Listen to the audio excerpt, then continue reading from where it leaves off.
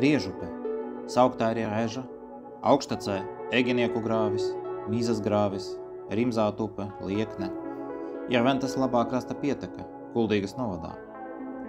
Tā sākas austrumos no Eginieku purva, Kabilas pagastā. Augštacē tek pa austrumkursas augstieni, Leitece pa Pieventas līzumu.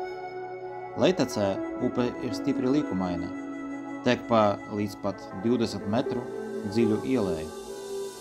Kopējais garums ir 42 km. Maratons.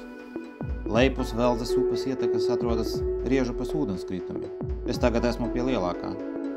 Riežupes rumbas. Rumba ir veidota uz dolomīta pakāpiena ar augstumu 0,6–0,7 metri. Platums ir 11–16 metri. Samērā iespaidīgs, ainavisks, pakava veida ūdenskritums. Leipus tam Riežupē vēl ir dažas nelielas kāples. Riežupes krasti ir gan ar stāvām, gan nolaidenām, bieži avotainām nogāzēm. Upes palienā melnalkšņu un baltalkšņu audzes. Arī palieņu pļavas.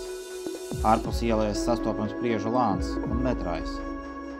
1 kilometru pirms ietekas Ventā, upes kreisajā krastā atrodas Riežupes smilšālas. Riežupes un Mērgravas satekā izbūvēta Rimzātu dīķi.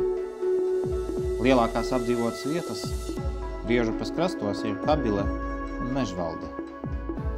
Blakus ūdenskritumam atrodas Rumbenieku ciems ar daudzām vasarnīcām un mājām. Tieši blakus Rumbai pašā ainaviskākajā vietā, Augstienē, atrodas viena no tādām. Nav zināms, kāpēc, bet tā ir pilnīgi pamesta, bet noteikti tā būtu sapņu vieta dzīvošanai.